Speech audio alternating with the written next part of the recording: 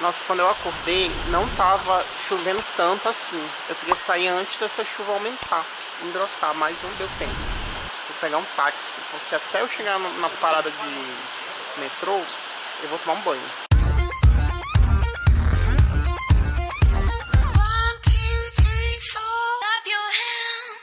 Aqui na China a gente não precisa, aqui na China não, aqui na cidade de eu moro, em Beijing, né? Você precisa ainda usar máscara. Por mais que esteja todo mundo vacinado, a gente precisa usar máscara ainda em ambientes fechados e para pegar transporte público ou táxi. Hoje eu podia chegar um pouco mais tarde no trabalho. O chefe ontem mandou mensagem falando que pode chegar mais tarde por causa dessa chuva. Só que eu chego muito cedo, né?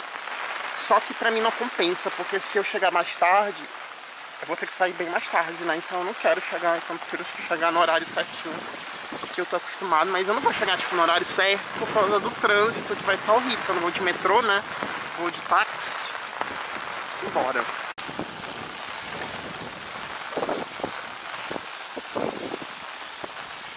Eu não queria que o meu sapato ficasse ensopado, mas ficou. Nossa, esse motorista parou dentro de uma poça enorme. A rua estava toda alagada, ele queria que eu atravessasse a alagação e entrasse no carro. Eu falei, não, meu filho, sai daí da alagação, até porque eu nem coloquei pra parar aí o carro, coloquei para fora da alagação. Aí fiz sinal pra ele e foi. Mas que ideia, né? Acho que é porque ele não consegue ver que tá tudo alagado na rua onde eu moro, né? Eu coloquei pra pegar. Eu geralmente pego pra colocar fora da rua onde eu moro, tipo assim, do lado. Ó, diz que vai levar 33 minutos pra chegar. Se levar 33 minutos, eu ainda tô tipo no prazo pra chegar, pra sair cedo, que senão mais que isso não vai dar tempo. Eu tinha planejado fazer um vlog fora, né? Tipo, mostrando pra vocês na rua, conversando e mostrando a rua. Só que vocês estão vendo que não tem a menor condição, a gente tá muito forte a chuva. E pra não perder esse dia, pra não perder esse vlog, e já que o assunto tá fresquinho, que é o documentário da Elise Araújo, Kitano Matsunaga. Eu vou fazer aqui neste táxi pra você. Que nem o Gugu, né? Que Deus o tenha. O caso da Elise Matsunaga era um caso que eu gostaria já de ter colocado no canal. Ele tá na minha lista de assuntos para abordar aqui no Asa Criminal. Se você não me conhece, eu tenho um quadro aqui no YouTube que eu falo sobre casos criminais envolvendo asiáticos no mundo todo ou casos que aconteceram na Ásia, né? E como esse caso da Elise Matsunaga ainda é um caso que já tá bem fresquinho na nossa mente, eu fui deixando pra lá e depois que eu vi que ia lançar um documentário sobre o caso dela, eu esperei lançar um pouco e como eu já tinha feito um vídeo falando de um caso que aconteceu com a Elisa Nam, acho que assim que é o nome dela, se eu não errado, lá no Canadá, e eu tinha visto o documentário e falei, acho que vou fazer no mesmo estilo, né, o que sabemos o que aconteceu, né, vai ser tipo uma série, não um quadro, mas uma série. Aí quando eu assistir vídeo assim, eu faço aqui no canal. Vai ter esse barulho dessa mulher falando aqui, porque é o GPS, então ela tá dando as coordenadas, né, eles colocar aí o GPS e a mulher falando, por mais que ele esteja olhando pro GPS, a mulher fica falando que eu acho que não tem como saber. Tá. Então, o documentário da Netflix, eu vi que muita gente falou, algumas pessoas gostaram e outras pessoas falaram que estavam ali romantizando a história de uma assassina, né, da Elise. Eu, na minha humilde opinião, não acho que romantizou, mas eu acho que mostrou um lado que talvez a gente não conhecesse que acompanhou esse crime. Essa série ela é dividida em 4 episódios, de 1 hora cada episódio. Eu acredito que seja 1 hora, ou se não for 1 hora, um pouquinho, é quase isso. E eu vou comentar, dando a minha opinião, isso aqui não é uma resenha falando, avaliando, e sim o que eu achei do documentário. A primeira coisa que eu vi, que eu notei, que é um documentário com uma sensibilidade muito feminina, né? Eu fui pesquisar na internet, enquanto eu assisti, eu fui pesquisar e eu vi que é um documentário feito a sua equipe que constituiu, que ficou ali na busca, convivendo com a Elise, eram mulheres. E eles tiveram ali um trabalho para tentar convencer a Elise a participar do documentário. Então eles tiveram ali a mediação de uma jornalista que inclusive ela aparece no documentário, que é a Thaís. Então ela fez um acordo ali com a equipe do documentário para falar sobre, foi ela que fez esse meio de campo, né, entre a produção do documentário e a Elise para tentar convencê-los. Então ela falou com a diretora do filme, a diretora do filme fizeram várias visitas para ela e ela topou, né, dar a versão dela sobre o crime. E para Elise ela coloca em destaque na fala dela isso, que ela quer deixar registrado porque ela quer que essa mensagem chegue um dia para a filha dela. porque a filha dela, quando aconteceu o crime, em 2012, tinha 1 ano. E ela tinha guarda, a família da Elise tinha guarda da filha dela. Só que a família do ex-marido dela, o Marcos, pediu para fazer o exame de DNA, e após ter feito esse exame de DNA, comprovou que realmente ela era filha realmente dele, e eles pegaram a tutela dela. Então ela não tem mais acesso à filha dela. Então ela não sabe se um dia ela vai poder falar com a filha dela. Para você que não conhece esse crime, acho um pouco difícil, mas vou contextualizar um pouco a história. A história da Elise é que ela era esposa de um homem dono da IOC. Eles eram, acho que, uma família de imigrantes japoneses, e ela teve um ataque e acabou tirando a vida do marido dela. Ela tirou a vida do marido dela e também cortou o marido em várias partes e espalhou por aí as partes dele, né? E esse crime, a gente vê no documentário que ele só ganhou a repercussão que ele ganhou porque foi um crime que foi feito com uma pessoa muito rica, né? Eles estavam vendendo a IOC para um grupo dos Estados Unidos e tinha uma transação aí de 2 bilhões de dólares ou mais envolvido. Então ele sumiu no meio dessa negociação e as pessoas acharam estranho. Então no início foi tratado como um desaparecimento.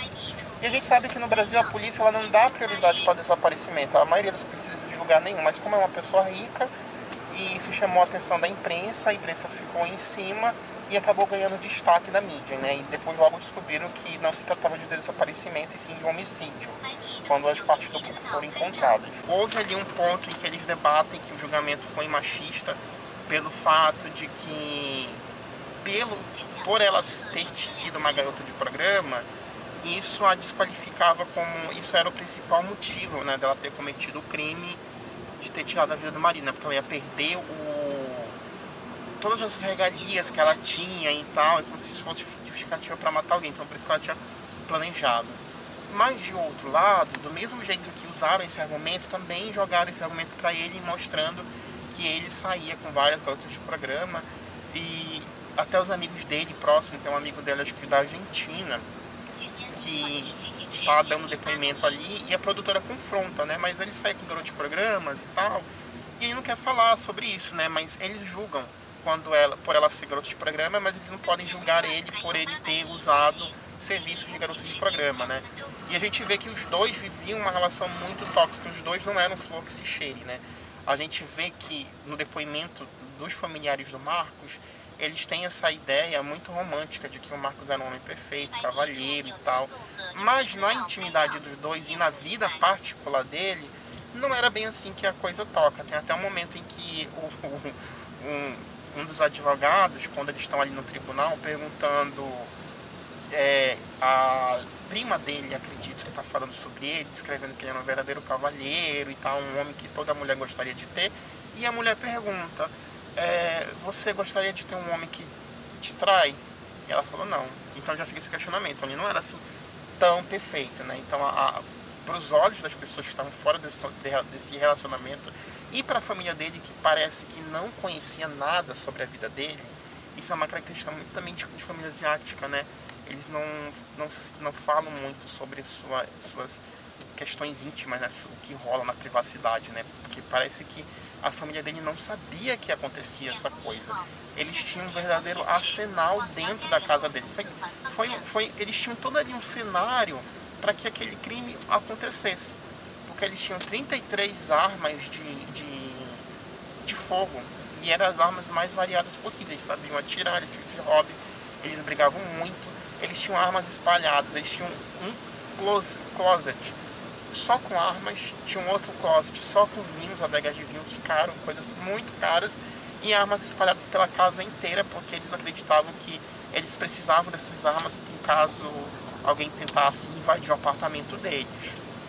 Então essa tragédia é uma tragédia que iria acontecer eventualmente, porque nenhum dos dois tinha um preparo emocional para ter uma arma, e conforme a relação deles avançava, a Elise percebeu que ele não tinha saído dessa vida de garota de programa. Ela cumpriu com o acordo, né, de não estar mais nessa vida, mas ele não cumpriu com a parte dele, e isso incomodou muito.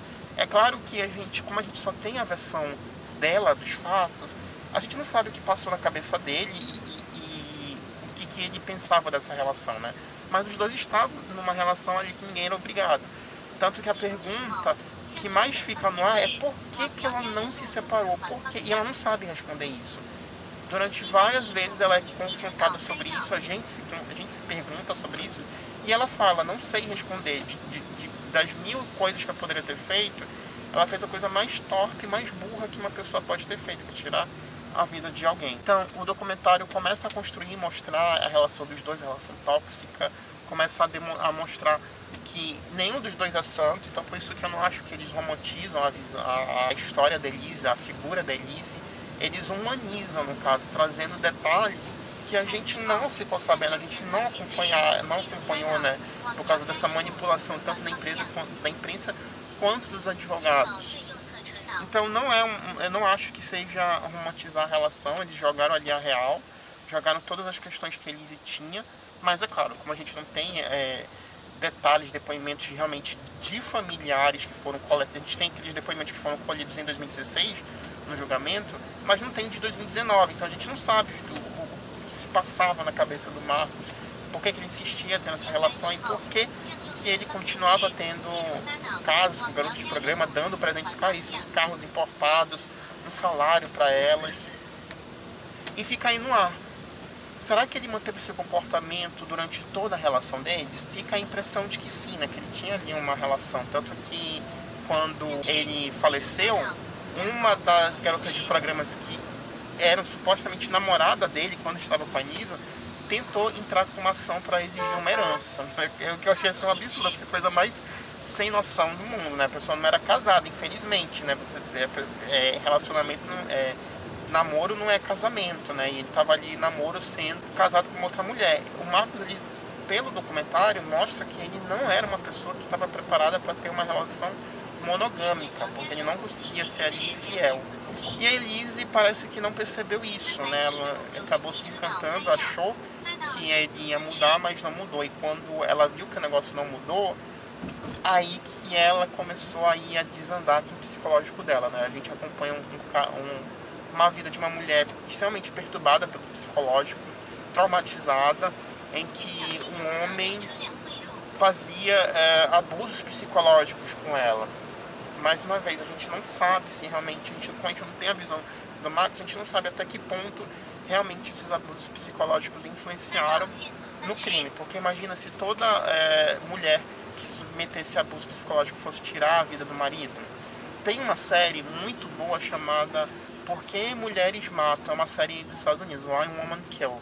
Muito boa, que questiona sobre isso também, né? Que conta a história de 3 mulheres, cada uma vivendo numa época e cada uma vivendo uma relação bem tóxica. E essas 3 mulheres, elas eventualmente vão matar alguém. Então por isso que por isso que o nome dessa série é Por que Mulheres Matam. Então a gente acompanha ao longo dessa série, em 3 épocas diferentes da sociedade lá dos Estados Unidos, o que levou essas mulheres a matar alguém. E é uma história muito boa, porque a gente acompanha, né, de uma forma muito sensível, interessante, intrigante a história, então eu recomendo vocês assistirem essa série. Então quando eu vi esse documentário, eu fiquei assim, eu lembrei logo de cara dessa série, né, que as mulheres matam. Então eu acho que se vocês quiserem assistir essa série da Elise Matsunaga, eu não dei muitos spoilers da série, comentei o que eu achei, dei uma opinião, mas acho que vale a pena. Tem vários ali detalhes que se você for ver, você vai ficar assim, com uma pulga atrás da orelha. Essa série da Netflix, ela não vai responder o porquê que ela matou o marido, mas vai mostrar quem ela era, né? Do ponto de vista dela, né? Não é do ponto de vista contado por uma pessoa, contada por ela. E vai de você querer acreditar ou não. Eu, particularmente, isso não é justificativa para matar um homem, né? Acredito que ela ainda seja uma pessoa que precise e não pode ficar em sociedade, porque o crime que ela fez, a forma como ela fez, não justifica, né? Imagina se todo mundo que sofre abuso e transtornos tira a vida da outra pessoa. Quando você fica nessa, eu fico imaginando, né?